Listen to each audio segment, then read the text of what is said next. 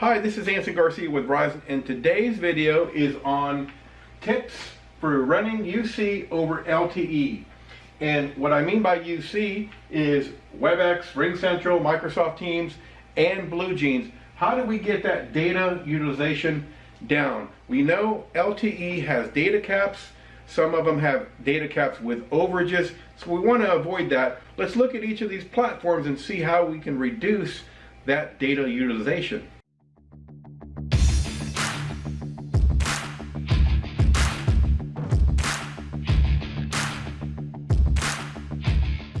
Okay, let me get some general information out to you first.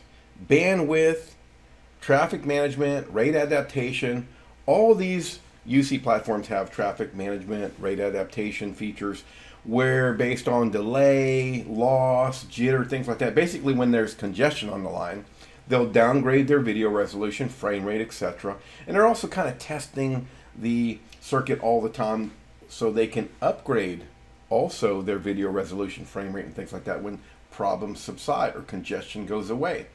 Now, what I'm discussing here in this video are some tweaks and guidance really to lessen the data usage. All right, when we're talking about LTE, we're talking about data usage caps, we're talking about charging for overages, and this is what we want to mitigate. Data usage. We always get the question, just tell me how much bandwidth I need per person per meeting. So how much bandwidth is needed? Really, based on my testing, best you can do is to kind of take a swag at it, and most of the UC vendors do this pretty well. They all have their published bandwidth needed for meetings and voice and video and screen sharing, things like that, on their websites. Now, some of them do a better job than others. Some of them are a little more granular and things, but based on what I've seen, they're fairly close. All right, but the truth is that based on my testing, you have varying data speeds based on many variables that the host and or the participants have in their control. Now, what do I mean by this? Well, for example, if a participant uses Microsoft Teams Together mode, right, that changes the bandwidth profile. What about if they like a different gallery view, 2x2 or 4x4 or something like that in WebEx? That changes the bandwidth profile. What if they like active speaker view? You know, all these things have different data usage profiles, which I'll show you in a minute. Another example, what about on the host side? The host usually shares content, right? Well, I've noticed on all these platforms, when the host starts sharing content, the bandwidth profile for the host goes down. That's good, but it goes way up if the host has two screens and say he puts his shared content like the PowerPoint I'm sharing with you on one screen, and then on another screen, he wants to interact with the audience, so he has a gallery view or an active speaker or something like that on the other display. Data bandwidth profiles are really something hard to kind of narrow down to one number. Okay, let's take a look at upload download. So all our LTE plans, right, have asymmetrical speeds. We have always concentrated on the download speeds because most applications are consuming, right, or downloading. We're using a website, we click, that's very little upload, a digital click, and then we get a big web page and graphics and things like that. So we're consuming, we're downloading more bandwidth or downloading more data typically with typical applications. However, UC platforms are completely different, right? They're the type of application that have more symmetrical data profiles.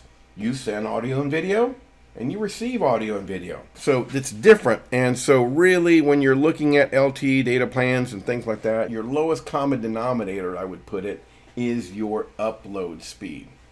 Okay, that's the one you want to concentrate on if you're trying to calculate how many people you can actually have on your LAN side of LTE to host or participate in meetings. The general, recommendations that I have, QoS, obviously. Oh, let me go over the everything is a meeting. So everything, we used to have this concept with Cisco, right? Everything is a meeting. That's what Cisco used to say. But everything is a meeting means that some of these platforms like RingCentral, Microsoft Teams, and WebEx, you can call, right? You have voice and video ability to each person or to other people in your organizations or other people outside your organizations. But you have this concept of it's not your traditional just meetings. You can call person to person. That when I say, or when we used to say everything's a meeting, that means if you call somebody down the hall, they're on the same LAN as you, it still anchors in the cloud. So most of the applications still do that. There's one that doesn't, I'll point that out later. Okay, so QoS, definitely a recommendation. Avoid using VPN clients, either, if you're doing SD-WAN or you're doing VPN on the router or you're doing VPN from the clients. Think about this, and you don't want to, all these UC platforms encrypt their data already. So voice, video, screen share, it's already encrypted. So you don't want to put something encrypted and then shove it into something else, into a pipe that's encrypted. Typically because that's going to create overhead. That's going to drive up your bandwidth profile. So that's enough I'll say about that. SD video or no video if possible. Yes, no video if possible if you want to drive down bandwidth or try to lock things down to standard definition video. The biggest consumer of bandwidth is going to be video, right? Especially in your meetings. For all you guys that cannot stand to watch a 20-minute or 25-minute video, I'm going to spoil it for everybody. If you don't want to go into the technical minutia, here's the end result. What is the best UC platform for LTE-BI? In other words, I'm saying, which one of these have the most controls to mitigate your bandwidth usage? Well, Microsoft Teams wins the race here with their granular controls in the meeting policy feature. It's a great feature. You can specify an upper limit of bandwidth that a particular user can use in any meeting or one-to-one calls. So a game there for Microsoft Teams. Number 2 was WebEx. They have some good admin controls on the WebEx meeting side when it comes to using standard definition versus high quality or high definition.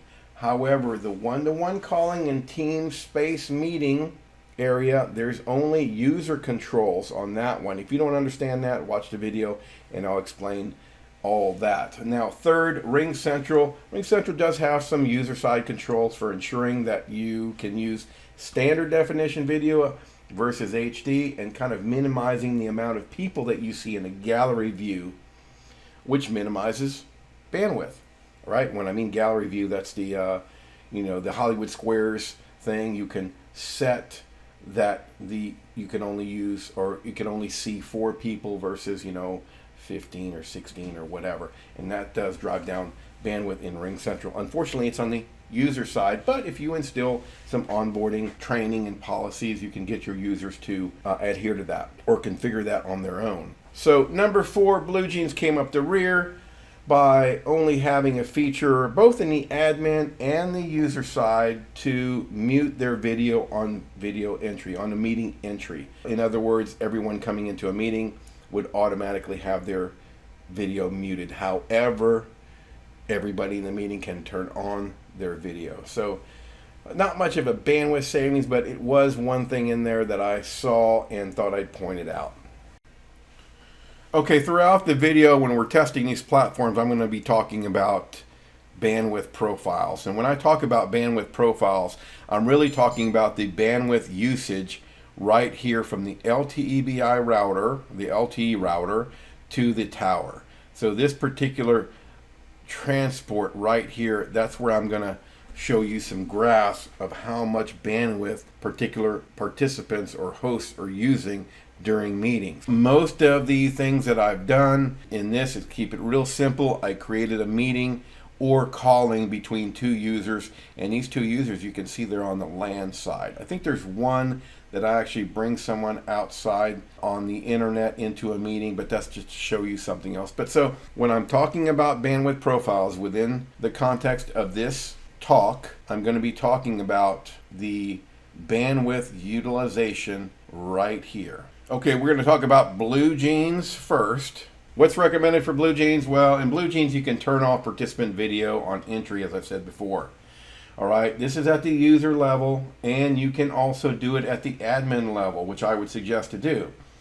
What this does is to ensure people that come into the meeting that their video is muted. Now, they will have to choose to enable their video manually, and they can do that, so there's no way to stop that. How do we do this? I'm going to show you how to do it on the BlueJeans desktop client, and I'm going to show you how to do it in the BlueJeans admin portal as well. But first, let me show you the bandwidth profile, how much bandwidth we're actually taking when we do no video and we do video. So here you see the bandwidth profile from a voice only call. You can see that's negligible there. As far as bandwidth, remember we're looking at the LTE interface. And then when we turn up video, okay, now this is two people. Remember our test subjects over there on the left in that diagram was Anson and Lynn. So Anson and Lynn are in a meeting in blue jeans. And then what I did right here is turn on only one participant's video. Average probably 3 megs, something like that. So you can kind of extrapolate from that if both people use video. If I would have turned up video on the other person, then we would get a little bit higher than this. Okay, first, let me show you from the user's perspective how you can enable this feature. First, we want to go into our meeting settings. And from there, we're dropped in the settings here. And if we go straight down, we're going to see right here, turn off participant video on entry. Okay, turns off video participants automatically when they join the meeting. I'll tell you why that's grayed out in a minute, but this is what you would want to click, or you have your users click to enable, so we can mute that video when we go in. Now, what does this do? Well, let's close this. Let's go back over here and let's start a meeting. You can see my video is on here. I'm going to start a meeting and watch what happens.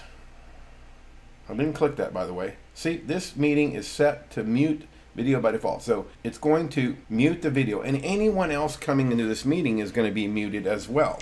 All right, so you have to deliberately unmute yourself. Okay, let me show you how to do it from the admin settings now. So I'm going to go over to admin settings. This particular user has the administration role, and we're going to go to manage features here, and we're going to go to user settings. And if I scroll just about all the way down, I'm going to have this turn off participant video on entry. Okay, I'm going to click that, and then I want to put that as enterprise default. So users that are already existing and created in the future are going to have this setting. And then remember, on our user settings, it was grayed out so the user couldn't change it. This is the guy right here. If we unclick that, we're not going to allow users to change that configuration back. Okay, for Ring Central, everything is a meeting. Remember, I said that before. Just be aware that whenever you make a one-to-one call, so Ring Central has the ability to make a call from person to person, unlike Blue Jeans that we just left. When you make this call, again, if it's on the LAN side, if you're calling someone just down the hall, the next desk or whatever, that call is going to be anchored in the cloud. What can we do with Ring Central? Well, we can do something on the desktop client side for standard definition video and HD video. Like I said, we want to stick with standard definition video, and we can also lessen the max participant view when we're looking at a gallery, and that's going to lessen our bandwidth profile. So let's take a look at how that looks. Okay, first let's look at the logical real quick, and I just want to state again that when we're making a person-to-person call or a meeting, everything is going to be anchored in the cloud. My purple line, dotted line, is signifying that even if Anson calls Lynn, this media is going to go out to the cloud and then come back and then go to Lynn. Doesn't matter. Lynn here is on the same LAN switch you see. And let's take a look at the bandwidth profile. We want to use standard definition video as opposed to HD video. And the bandwidth profile here, you can see, is very different. So here is Anson and Lynn in a meeting or a call. Doesn't matter. It uses the same technology. The same things are going to happen. Here we are at, let's see, the max is 7 megs right there. And you can see we're, roughly half that. So standard definition video, definitely going to save you some bandwidth, and stay away from those overages and stay away from that data usage cap. One more data usage profile I want you to look at, and this is done with more participants. So we're not talking about just Anson and Lynn. We're talking about a bunch of participants joining a Ring Central meeting. But I want you to look at here the trend as people join the meeting. Remember what we're looking at when I show you these bandwidth profiles. We're looking at the LTE interface. That's it. And remember that Anson and Lynn are the only ones on the LAN. Everyone else that's joined here is out on the internet. However, you can see as people join the meeting, the bandwidth profile starts and continues to go up. Okay, you can see that here. That's because of that gallery view that I was talking about a second ago. And let's take a look at that too, how we tweak that to make sure that we stay away from this trend of going up more people that join the meeting. Okay, let's take a look at how we do this standard definition and lowering the maximum participants in a gallery view. Before we do that, I just want you to look right here. This platform is one of those platforms. Again, as I said before, you can call. So like I'm chatting with Lynn here, I can choose to give her a video call or an audio call. Okay, and just remember, whenever I do this, it's anchored in the cloud, as I said before. So let's look at how we change these settings to make sure that we're going to mitigate our data profile. We go over to settings, we're going to click on video here, and if we go edit the video settings, there's going to be two things that we want to look at under video here. And you see these two right here, this use HD for video. We don't want that selected. Gallery view, by default, it's over here at 16. And we want to pull that back to max visible participants to 4. That way we're going to avoid this instance right here. Let me just go back to that data profile here. Remember I said this goes up as people join. Okay, we want to avoid that because we're going to increase our data profile even if they're on the internet joining. Okay, let's take a look at WebEx now. We have two different meeting platforms on WebEx, so this is kind of confusing a little bit, but hopefully I can help you understand it. So one-to-one calls and TeamSpace calls have separate video settings than the WebEx personal meeting room or scheduled meetings. If you think back how WebEx or Cisco used to run things, remember they had WebEx meetings, right? That had support center, training center, event center, meeting center. And then they came out with this new thing, WebEx Teams, right? It was called Spark at first, but WebEx Teams is what I still call it today. Although Cisco has changed the name to just WebEx and then WebEx Meetings for the meetings portion. However, these two platforms have different settings, and hopefully in the demo you can understand the difference between them. So again, what do we want to do here? We want to reduce bandwidth both on the Teams meetings and one-to-one calls, and also when we have or use our personal meeting room or scheduled meetings, events, support, training center, things like that. In the desktop client is where we control one-to-one calls and Teams meeting spaces as far as HD or SD. And then in the WebEx site, specifically meeting site, that's where we control the standard definition or high definition for the personal meeting rooms, scheduled meeting rooms, events, training center, things like that. Okay, let's talk about the platform itself, and remember everything is a meeting. Remember I said that? Well, WebEx is the same way. Everything is a meeting, and you can see here whether I do a one-to-one call or a meeting, you can see everything is anchored in the cloud here. So if Anson calls Lynn, it's going to anchor in the cloud. If Anson has a meeting with Lynn, it's going to anchor in the cloud. Let's take a look at this bandwidth profile here. You can see here's a meeting between Anson and Lynn, and HD is enabled. So you can see we're using maybe 8 meg, something like that. That's significant, especially over the course of time, the many meetings over the course of months. We want to stay away from those overages. So if we just choose to disable HD, we can have much less of a bandwidth profile here. We're hovering around 2 meg right there. That's going to get us a much further as far as staying away from our data overages. Okay, now we've left the space meetings and the one-to-one meetings platform behind. Now we're just talking about the WebEx scheduled meetings and personal meeting rooms. Okay, now the settings are different. Remember I told you that we can do 360 and 720, or if we do 360, if we don't do 360 and 720, then it falls back to 180p. Okay, so what I have here is 360 and 720 on and 360 and 720 off. Okay, so let me show you here the difference in the bandwidth profile. So with them on, 2 participants in a meeting, we get 3 meg. With them off, we get 1 meg.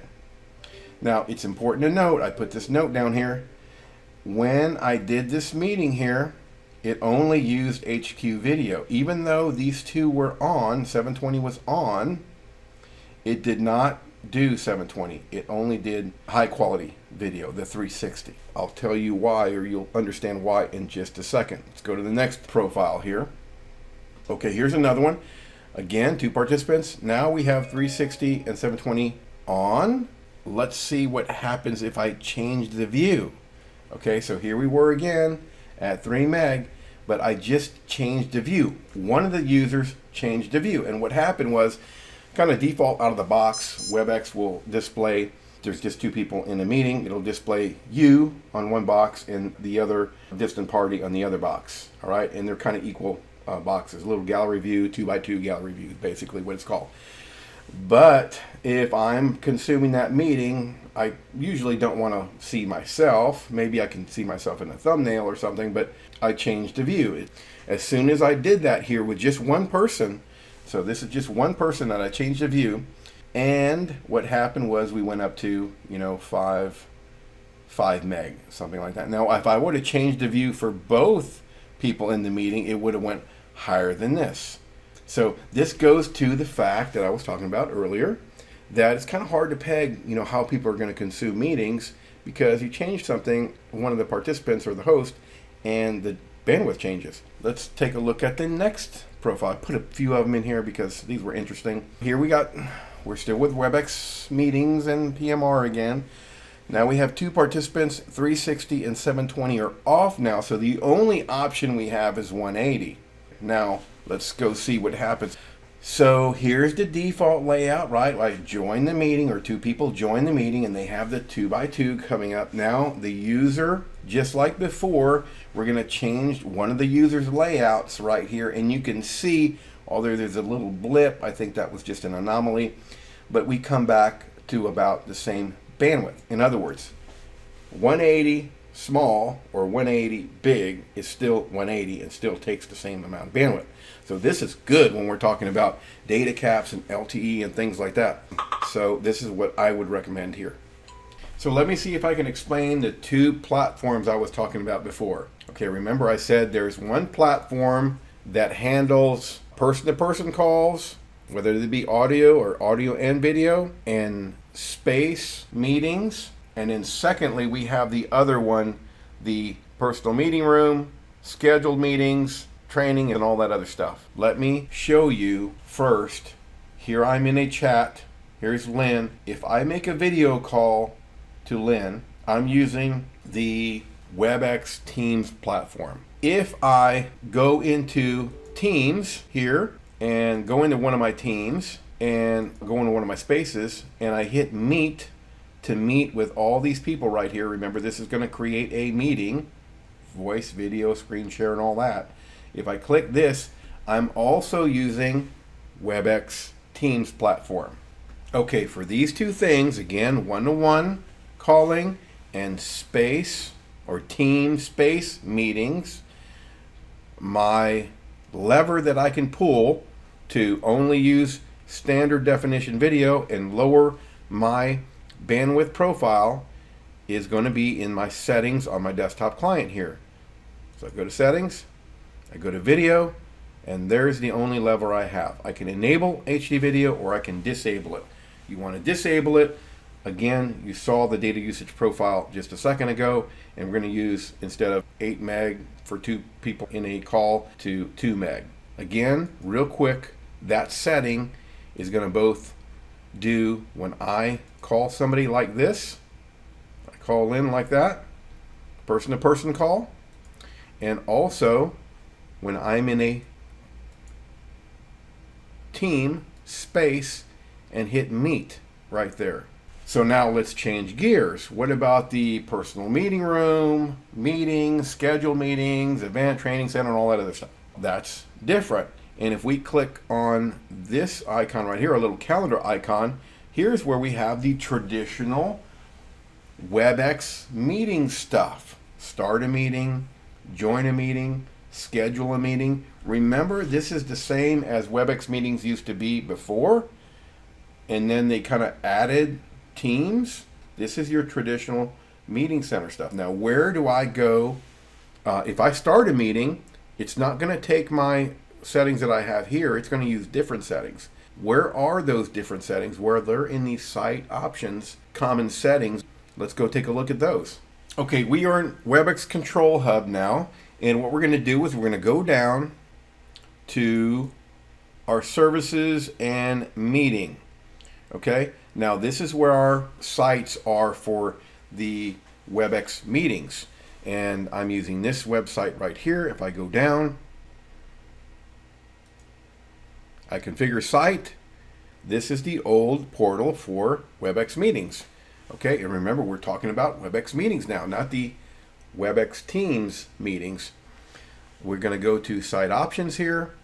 And if we go to site options and we scroll down, we're going to find that we have two items right here. Turn on high quality video, so we can turn on 360p video as opposed to 180. And then we can also turn on 720. So to have 720, we have to have 360. But here's where you would scale down the bandwidth profile for your users that are doing personal meeting rooms, scheduled meetings, and things like that. Again, let's go back. And sometimes this is confusing. It was for me. Let's go back over here. So if I talk to somebody and just point-to-point call, that one-to-one call, like right here, okay, and let's just do that so you see what that looks like. I'm going to call. Let's hop over to Lynn's. You can see a call's coming in. We can answer that call right there. And that is a person-to-person call. Okay, now let's go back over to Anson. And let's just go ahead and hang this call up here. What the settings I used for that person-to-person call in my chat was this setting right here, video, okay? And it did not do HD video. Let's go over to and start a meeting. Okay, let me start a meeting here. This is my personal meeting room. Let me start the meeting here. I'll go ahead and start my video. Okay, and so you can see that's going on now. And let's get Lynn to join the meeting here. And the way I will do that is come over here. I copy the meeting link, and I can go message her. So over here in chat, remember she was in chat over here. I can paste it in there. There's also another, and I don't want to confuse you, but there's also another way to do that. It's right here. But you can invite someone to your personal meeting room by clicking that button right there. But what I did is just paste it in there. Let's go over to Lynn. Okay, she's got a message. And there it is. We'll close that. And I'll go ahead and just click on this. That's going to start my WebEx meeting. And we're going to come in there, and now we're in the meeting. Okay? So we're in a meeting as opposed to one-to-one call. All right? Oh, well, I didn't join. There we go. And there we are. Okay, and we're using standard definition video here because I have that off, remember, inside these site options, common settings in WebEx site admin. Okay, let's see. Anything else I need to show you here? And again, let's go over back to Anson. Close that little guy there. The other way to do this, if you're chatting with someone and you don't use this because you might invite other people, you can click on this little icon right here, and that's going to give you your URL right there, and you can send that to Lynn. You can join this way, and that's also using the WebEx meetings platform. Okay, let's take a look at Microsoft Teams here. So in Microsoft Teams, the very cool thing that we have here is the Meetings Teams policy. Okay, so Meetings Teams policy is it's a policy that you can specify a particular upper limit bit rate, and then you can apply that policy to users, and it will basically ensure that the media bit rate for audio, video, and screen sharing, doesn't exceed what you specified in the policy. Now, this is really cool because it works for both calls and meetings. So in other words, point-to-point calls and meetings. It works both for the uplink and the downlink media. I really love this feature because it gives a lot of granular control to the admins over how to manage their bandwidth profiles for users that are at a data cap site or an LTE-BI site or something like that. I've tested this at 500 kilobits. I've tested it at 250 kilobits. And I think I have a screenshot for you here. It's pretty good. I mean, you can see facial expressions and things like that at 250 kilobits. Yeah, I give it high marks as far as being data cap, LTE-BI friendly. So let's take a look at how we do it. One thing to point out here is, unlike all the other UC platforms, when you make a one-to-one call, you go from Anson to Lynn. So if Anson calls Lynn or Lynn calls Anson, the media is going to stay local. Remember all the others, no matter if we made a point-to-point call or a meeting, it was still anchored out and used WAN bandwidth or LTE bandwidth here. Microsoft doesn't do that. When you make one-to-one calls, it's going to go from PC or desktop client to desktop client. Obviously, if you make a call, one-to-one call outside to another site, obviously that's not going to be the case. But if you have a small office with a few people that call each other, this is going to benefit you. Let's take a look at the bandwidth profile. So what do I have here? I have a meeting policy that's attached to two users and they're in a meeting. So Anson and Lynn are in a meeting, and you can see I have the meeting policy at 250 kilobits. Remember I said it's for outbound, inbound. So if we do 250 kilobits outbound from Anson, 250 kilobits inbound for Anson, 250 kilobits outbound for Lynn, 250 kilobits inbound for Lynn, well, that's going to equal 1 meg, right? So we're keeping everything within 1 meg. And again, you can go all the way down to 30 kilobits here. Now, it's not going to look very good. I can assure you 250 looks pretty good. And I took a screenshot just so you can see what a 250 kilobit meeting policy looks like. You can see the back of my head there, but it looks pretty good. You know, you could see if I would turn around, you could see my facial expressions and if I'm listening or not, if I'm engaging, where I'm looking and things like that. Let's take a look at a different profile now, bandwidth profile. And what I want to point you to here now is I had another one, a 500, and that's where we're at 500. And again, the math works out okay. Two people in a meeting with a 500 kilobit meeting profile, or meeting policy, I should say. But over here, this area right here is where I want to show you, right here. And here, from here, this way, this is the default meeting policy. Okay, so that's how much a bandwidth two people would use in just two people in a meeting. Okay, I had the default meeting policy, Teams meeting policy.